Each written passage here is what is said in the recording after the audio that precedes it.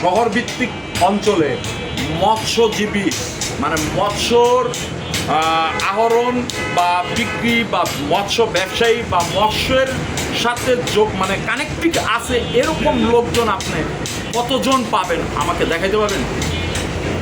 নাই। তারা মুষ্টিময় কয়েকজন, কিন্তু তারা রাজনীতি না, তারা তাদের পেট নীতি এবং ব্যবসা নিয়ে ওই মাছের আড়তে বা কোনো বাজারের কোনো দোকানের ভিতরে ব্যস্ততার সময় পার করছে। আসেন তাঁতি। জিয়াউর রহমানের আমলে কিন্তু তাঁতিদের একটা প্রভাব ছিল। 1980-র দিকে তাঁতিদের একটা প্রভাব ছিল বিধায় ওই সময় ওনার মাথার মধ্যে এই তাঁতিদের নিয়ে একটা সংগঠন সংগঠিত করে সেই সংগঠনের মাধ্যমে তাঁতিদের জীবিকাকে আরও স্টাবলিশ করার জন্য উনি তাঁতি দলকে সংগঠিত করছেন। কিন্তু এখন কোথায় সে তাঁতি? সময়ের পরিক্রমার সাথে সাথে কিন্তু সেই তাঁতিরাও এখন বিলীন হয়ে গেছে, কিন্তু তাঁতির নামের উপরে কিন্তু সংগঠনটা রয়ে গেছে। আপনি সেই তাঁতি দলের সংগঠনের ভিতরে খুঁচায়া দেখেন যে একজন তাঁতি পাবেন কিনা? নাই। আসেন কৃষক দল, যদিও কৃষক মানে কৃষি প্রধান দেশ হিসাবে কিন্তু আমাদের দেশকে ধরা হয়, বাংলাদেশ কিন্তু একটা কৃষি প্রধান দেশ। কৃষি প্রধান দেশ হলো এই সময়ের পরিক্রমার সাথে সাথে কিন্তু এখন কৃষি যে জিনিসটা এটাই কিন্তু বিলীন হয়ে যাচ্ছে। এখন কিন্তু কৃষকও তেমন একটা নাই। এখন সবাই উচ্চবিলাসী বিভিন্ন আন্তর্জাতিক ব্যবসায়ীর সাথে লিঙ্ক আপ করে তারা কানেক্টিভ হয়ে তারা সেই আন্তর্জাতিক ব্যবসায়ীর প্রতি ঝোঁক বৃদ্ধি হওয়াতে কৃষি যে ব্যবসা কৃষি সেই কৃষিটা কিন্তু বিলীন হয়ে গেছে। এখন আর কৃষক নাই, হাতে গোনা কয়েকটা কৃষক আপনারা হয়তো প্রত্যন্ত গ্রাম অঞ্চলে গেলে আপনারা পাবেন। সো সেই কৃষকের নামের উপরে কিন্তু কৃষক দল রয়ে গেছে।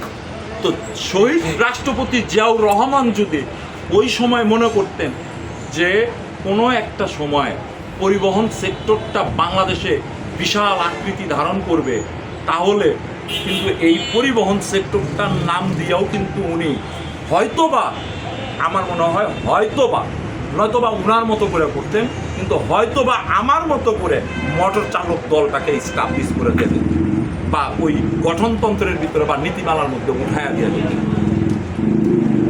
কিন্তু উনি 11টা সংগঠনের পরবর্তীতে যে অন্য কোনো মানে শ্রমজীবী বা পেশাজীবী সংগঠন সম্পৃক্ত হইতে পারবে না বা সংগঠন গঠন করতে পারবে না বা সেই সংগঠন সংগঠিত করে বিএনপির আদর্শে রাজনীতি করতে পারবে না, এই কথা কিন্তু উনি নিষেধ করে যান।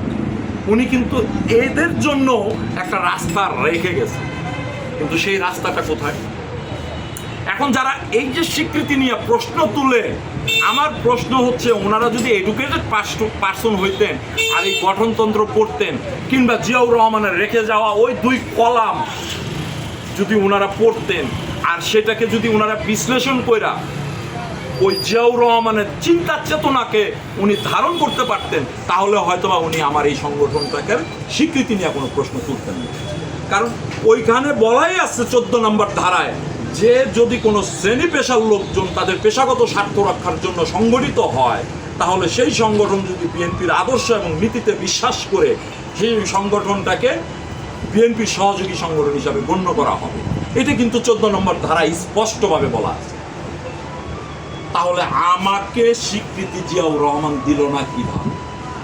তাহলে ওনার ওই যে 2 কলাম, এই কলামকে বিশ্লেষণ করলে কিন্তু আমার স্বীকৃতি বের হয়ে যায়। কারণ আমি কিন্তু পেশাজীবী সংগঠন, আমি কিন্তু কোনো নাম সর্বোচ্চ সংগঠন না, আমি কোনো ব্যক্তি নামে কিন্তু সংগঠন করি নাই।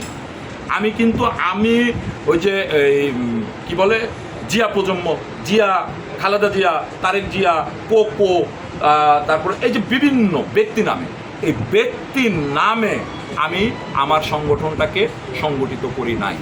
আমি কিন্তু এই সংগঠনটা জিয়াউর রহমান কিন্তু বলে গেছে যে শ্রেণী পেশার লোকজন যদি তাদের পেশাগত স্বার্থ রক্ষার জন্য যদি সংগঠিত হয়, আমি কিন্তু আমার এই ড্রাইভার সেক্টরদের পেশাগত স্বার্থ রক্ষার জন্যই সর্বপ্রথম আমি স্টেপ নিছি। কখন নিছি? যে মুহূর্তে তারানা হালিম এবং ইলিয়াস কাঞ্চনের স্ত্রী মারা যায় রোড অ্যাক্সিডেন্টে, তখন কিন্তু ড্রাইভারদের নিয়ে আর এই যে তারানা হালিম প্রাক্তন তথ্য প্রযুক্তি মন্ত্রী ছিলেন আওয়ামী লীগের, এই তারানা হালিমের ভাতিজা মারা যায়, তখন কিন্তু আপনার এই 2 জনে ড্রাইভারদের নিয়ে অনেক ধরনের প্রোপাগান্ডা শুরু করছিলেন। ড্রাইভাররা ঘাতক, ড্রাইভারদের এটা করা দরকার, ওইটা করা দরকার। তো ওই যে ওদের কথার জবাব দেওয়াটা, এটা কিন্তু আমার পেশাগত স্বার্থ। আমার পেশাগত স্বার্থ রক্ষা করার জন্য কিন্তু আমি তাদের জবাব দেওয়ার জন্য আমি এই সংগঠনটাকে সংগঠিত করছিলাম।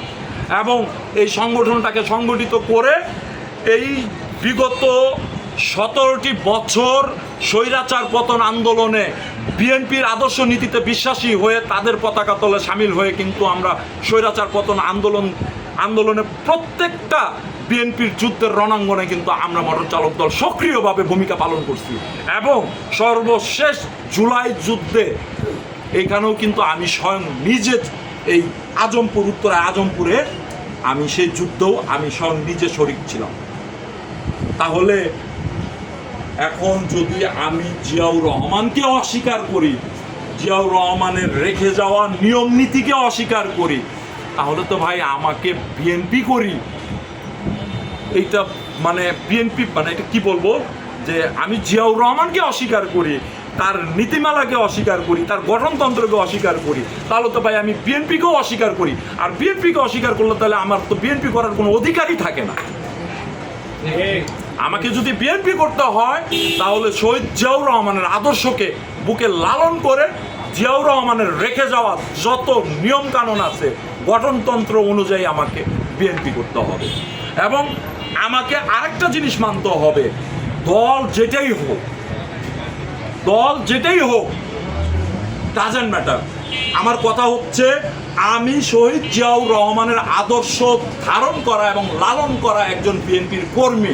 আমাকে আরেকজন বিএনপির নেতা হোক কর্মী হিসাবে কর্মীকে মূল্যায়ন করতে জানতে হবে, তাহলেই সে ব্যক্তি বিএনপি করতে পারবে। এবং আমি মনে করি তাহলেই সেই ব্যক্তি শহীদ রাষ্ট্রপতি জিয়াউর রহমানের আদর্শের একজন সৈনিক হিসাবে বাংলাদেশে আখ্যায়িত হবে। তো আমি তাদের প্রতি বিনীতভাবে অনুরোধ করব যে ভাই, আপনারা এই বাংলাদেশ জাতীয়তাবাদী মোটর চালক দল নিয়ে কোনো ধরনের প্রভাকাণ্ড করার আগে একবার হইলেও ওই গঠনতন্ত্রটা পড়ে ঘুরে তারপরে এসে আপনারা মানে মোটর চালক দল নিয়ে বিভিন্ন ধরনের প্রভাকাণ্ড করেন, আমরা সেটা মাথা পেতে নেব, কোনো সমস্যা নাই। তো ধন্যবাদ।